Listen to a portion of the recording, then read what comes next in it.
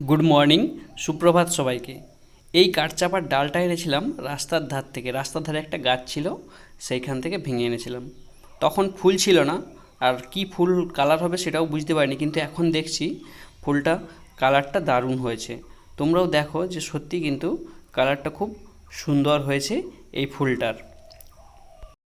আমার ছোট্ট বাগানে আরেকটা নতুন ভ্যারাইটির সংযোজন হলো এই কাঠচাপাটা। এই কাঠচাপাটার এখনও শেকড় বেরোয়নি। শেকড় বেরোলে পাতা ফোটা শুরু হয়ে যেত, তার আগেই ফুল চলে এসেছে। এটা আমার কাছে একটা স্পেশাল প্রাপ্তি। এই কাঠচাপার অনেকগুলো ভ্যারাইটি হয়, আর আমার কাছে মাত্র এখনও পর্যন্ত দুটো ভ্যারাইটির সংযোজন হলো। তবে আশা করছি ধীরে ধীরে বাকিগুলোও হয়ে যাবে, তো একটু অপেক্ষা করতে হবে সেই জন্য।